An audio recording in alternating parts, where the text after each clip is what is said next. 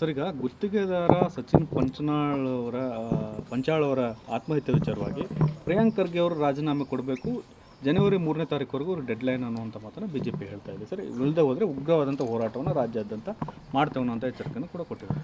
ಇಂಥ ಹೇಳಿಕೆ ಕೊಡೋಕ್ಕೆ ವಿಜೇಂದ್ರ ಅವ್ರಿಗೆ ಅರ್ಹತೆಯೇ ಇಲ್ಲ. ಪ್ರಿಯಾಂಕಾ ಖರ್ಗೆ ಸಾಹೇಬ್ರನ್ನ ಇವರು BJP ಅವರೆಲ್ಲ ಪರ್ಸ್ನಲ್ ಟಾರ್ಗೆಟ್ ಮಾಡ್ತಿದ್ದಾರೆ. ಯಾವ ಕಾರಣಕ್ಕೆ ರಾಜೀನಾಮೆ ಕೊಡಬೇಕು, ಯಾವುದೇ ಕಾರಣಕ್ಕೆ ರಾಜೀನಾಮೆ ಕೊಡಲ್ಲ. ವಿಜೇಂದ್ರ ಅವರೇ, ನಿಮ್ಮ ಅಫ್ಡಿವೇಟಲ್ಲೇ ನೀವು ಮೆನ್ಷನ್ ಮಾಡಿದ್ದೀರಲ್ಲ, ನಿಮ್ಮ ಮೇಲೆ ಮನಿ ಲಾಂಡ್ರಿಂಗ್ ಕೇಸ್ ಇದೆಯಲ್ಲ, ನೀವು ಹೆಂಗೆ ರಾಜ್ಯಾಧ್ಯಕ್ಷರಾದ್ರಿ? ನೀವು ಯಾವ ಮುಖ ಇಟ್ಕೊಂಡು ರಾಜ್ಯದಲ್ಲಿ ಓಡಾಡ್ತಿದ್ದೀರಾ? ತಮ್ಮ ತಂದೆಯವರು ಮುಖ್ಯಮಂತ್ರಿಗಳಾಗಿದ್ದಾಗ ಅದೇ ನಿಮ್ಮ ಪಕ್ಷದವರು ಹೇಳ್ದಂಗೆ ಅದೇನೋ ಸಿಗ್ನೇಚರ್ ಕಾಪಿ ಮಾಡಿದ್ರಂತೆ ನಾನು ಹೇಳಲಿಲ್ಲ ಸರ್, ನಿಮ್ಮ ಪಾರ್ಟಿಯವ್ರು ಹೇಳ್ತಾರಲ್ಲ.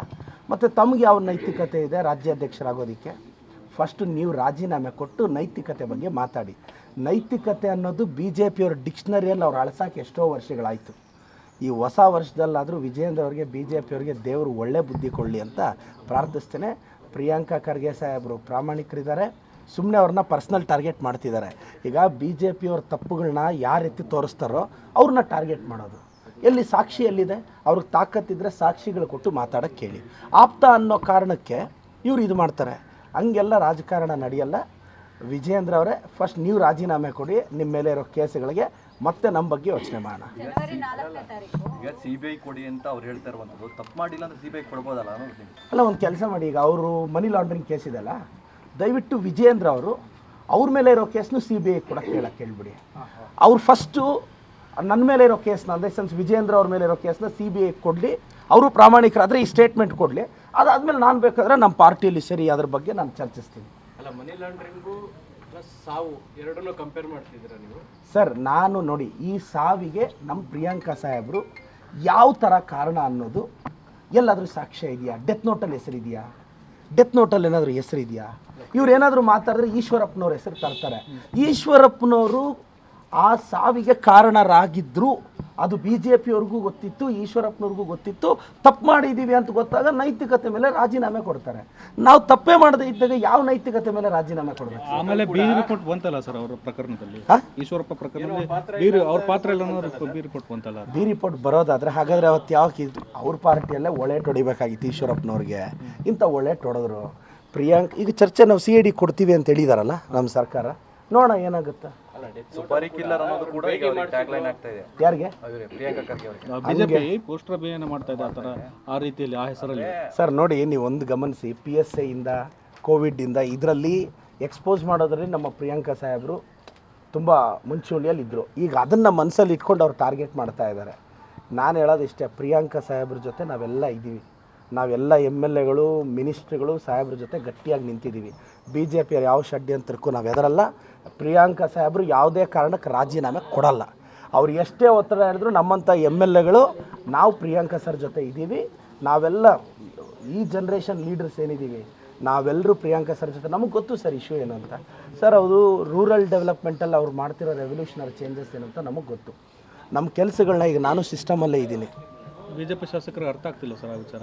ಏನು ನೀವು ಹೇಳ್ತಾ ಇದ್ರಿ ಸರ್? ರೆವಲ್ಯೂಷನ್. BJP ಎಲ್ಲ ಶಾಸಕರು ಇದ್ದಾರೆ ಆ ಹೋರಾಟದಲ್ಲಿ, ಬರೀ ವಿಜೇಂದ್ರ ಅವರು ಇದ್ದಾರೆ. ಹೋಗ್ಲಿ, ವಿಜೇಂದ್ರ ಅವ್ರಿಗೆ BJP ಮೇಲೆ ಹಿಡಿತಾ ಬಂದಿದೆಯಾ?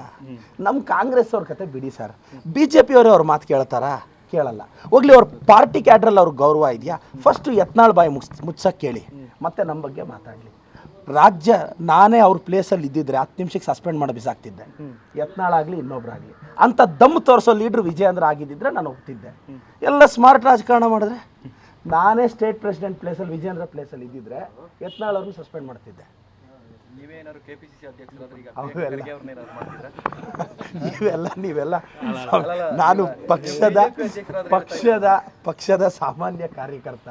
ನಾನು ಅವ್ರ ಬಗ್ಗೆ ಮಾತಾಡ್ತಿದ್ದೀನಿ. ಯಾಕೆಂದರೆ ಅವ್ರಿಗೆ ವಿಜೇಂದ್ರ ಅವ್ರಿಗೆ ದಮ್ಮಿದ್ರೆ ಯತ್ನಾಳ್ ಸಾಹೇಬ್ರನ್ನ ಸಸ್ಪೆಂಡ್ ಮಾಡಲಿ, ಮತ್ತೆ ನಮ್ಮ ಬಗ್ಗೆ ಮಾತಾಡಲಿ. ಸರಿ, ಇನ್ನೊಂದು ಸರ್, ಈಗ ಸಿಟಿ ರವಿಯವ್ರಿಗೆ ಒಂದು ನಿನ್ನೆ ದೂರು ಕೊಟ್ಟಿದ್ದಾರೆ DGಗೆ. DK ಶಿವಕುಮಾರ್ ಮತ್ತು ಹೆಬ್ಬಾಳ್ಕರ್ ಅವರು ಪೊಲೀಸರ ಮೇಲೆ ಪ್ರಭಾವ ಬೀರಿದ್ದಾರೆ. ಅವರು ಇನ್ಸ್ಟ್ರಕ್ಷನ್ ಕೊಟ್ಟಿದ್ರು, ಹಾಗಾಗಿ ನನ್ನ ರಾತ್ರಿ ಹಿಡಿಯುವಂಥ ತಿರುಗಿಸುವಂಥ ಕೆಲಸಗಳಾಯಿತು. ನನಗೆ ರಕ್ಷಣೆ ಕೊಡಲಿಲ್ಲ ಪೊಲೀಸು. ಅವ್ರು ಇನ್ಸ್ಟ್ರಕ್ಷನ್ ಕೊಟ್ಟಿದ್ರೆ ಆ ಇನ್ಸ್ಟ್ರಕ್ಷನ್ ಕೊಟ್ಟವ್ರ ಮೇಲೆ ಕ್ರಮ ಆಗಬೇಕು ಅನ್ನುವಂಥದ್ದು ಆಗುತ್ತೆ ಸರ್. ಈಗ CID ಕೊಟ್ಟಿದ್ದಾರೆ, ಅವ್ರು ಬೆಳಗಾವಿಗೂ ಹೋಗಿದ್ದಾರೆ. ತನಿಖೆ ನೀವು ಪಾರದರ್ಶಕವಾಗಿ ನಡೆಯುತ್ತೆ. ಕೋರ್ಟ್ ಇದೆ CT ರವಿ ಅವ್ರಿಗೆ. ಕೋರ್ಟಲ್ಲಿ ಒಂದು ಪ್ರೈವೇಟ್ ಕಂಪ್ಲೇಂಟ್ ಲಾಡ್ಜ್ ಮಾಡಲಿ, ನಾನು ಹೇಳೋದು ಪ್ರೈವೇಟ್ ಕಂಪ್ಲೇಂಟ್ ನೋಡಿ. ಯಾವತ್ತೂ ನೋಡಿ, ಒಂದು ಎಕ್ಸಾಂಪಲ್ ಹೇಳ್ತೀನಿ. 5 ವರ್ಷದಿಂದ ನನಗೂ ಇಂಥ ಒಂದು ಅನುಭವ ಆಗಿತ್ತು. ನಾನು ಯಾರ ವಿರುದ್ಧನೋ ಮಾತಾಡಿದೆ ಅಂತ ಒಬ್ಬರನ್ನ, ನಾನು ಕಳೆದ ಚುನಾವಣೆಯಲ್ಲಿ ಒಬ್ಬರನ್ನ ಸೋಲಿಸಿದೆ.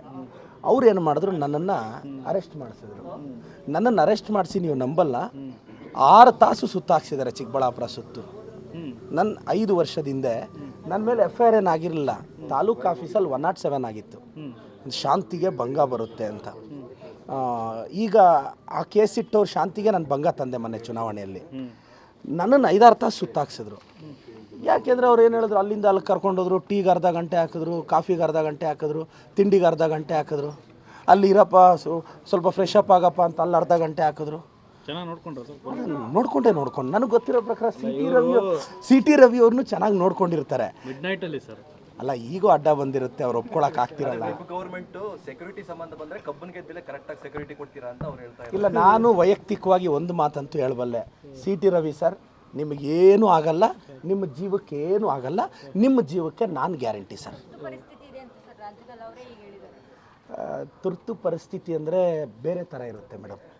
ತುರ್ತು ಪರಿಸ್ಥಿತಿ ಅಂದರೆ ಕೇಂದ್ರ ಸರ್ಕಾರದವ್ರು ಮಾಡ್ತಿದಾರಲ್ಲ ಮಾಧ್ಯಮದ ಮೇಲೆ, ಅದು ತುರ್ತು ಪರಿಸ್ಥಿತಿ. ತುರ್ತು ಪರಿಸ್ಥಿತಿ ಕರ್ನಾಟಕದಲ್ಲಿಲ್ಲ. ನಾನು ಅಂದರೆ ನಾನು MLA, ಅವ್ರು MLC.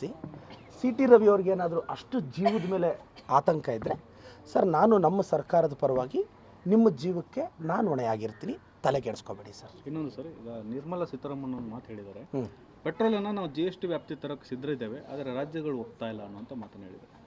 ಸರ್, ಈಗ ನಮ್ಮದು ಫೆಡರಲ್ ಸಿಸ್ಟಮು.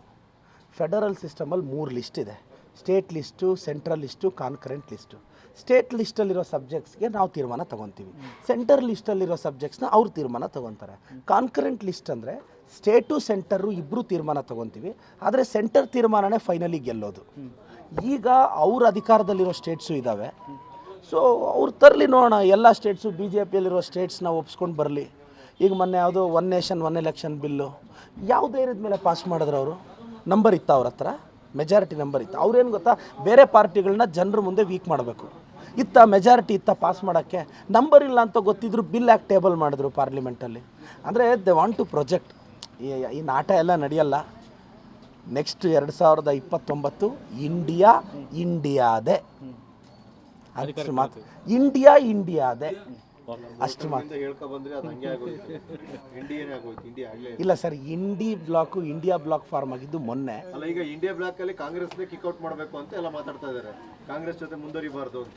ಹಾಗೇನಿಲ್ಲ, ಇಂಡಿಯಾನೇ ಅಂತೀರಿ, ಕಾಂಗ್ರೆಸ್ ಇರಬಾರ್ದು ಅಲ್ಲಿ ಅಂತ ಉಳಿದವರಲ್ಲ. ಹಾಗೇನಿಲ್ಲ, ಎಲ್ಲ ನಾವು ಅಣ್ಣ ತಮ್ಮಂದ್ರಿದ್ದಂಗೆ ಸರಿ ಮಾಡ್ಕೊಂಡು ಹೋಗ್ತೀವಿ ಸರ್. ನೀವೇ ಸರಿ ಇಲ್ವಲ್ಲ ಸರ್, ಇನ್ನೊಬ್ಬರನ್ನ ಹೆಂಗೆ ಎದುರಿಸ್ತೀರಿ? ಇಲ್ಲ, ಹಾಗೇನಿಲ್ಲ. ಲೀಡರ್ಶಿಪ್ ನಮ್ಮ ರೆಡಿ ಇಲ್ಲ, ನ್ಯಾಷನಲ್ ಪಾರ್ಟಿನ ಸೈಡ್ ಇಟ್ಟು ನಾವು ಹೋಗೋಣ, ಬೇಡ ಕಾಂಗ್ರೆಸ್. ಇಲ್ಲ ನೋಡಿ ಸರ್, ರಾಜಕಾರಣದಲ್ಲಿ ಶಾಶ್ವತ ಮಿತ್ರರು ಇರಲ್ಲ, ಶಾಶ್ವತ ಶತ್ರುಗಳು ಇರಲ್ಲ.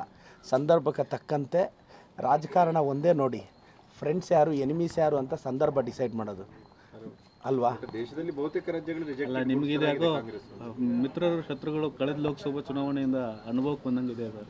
ಈಗ ಚಂದ್ರಬಾಬು ಅವರು BJPನ ದೂರ ಇಟ್ಟಿದ್ರು, ಈ ಬಾರಿ ಹತ್ರ ಹೋಗಿದ್ದಾರೆ. ಅವ್ರು ಯಾವಾಗ ದೂರ ಬರ್ತಾರೋ ನನಗಂತೂ ಗೊತ್ತಿಲ್ಲ. ಏನೇನಾಗುತ್ತೋ ನೋಡೋಣ.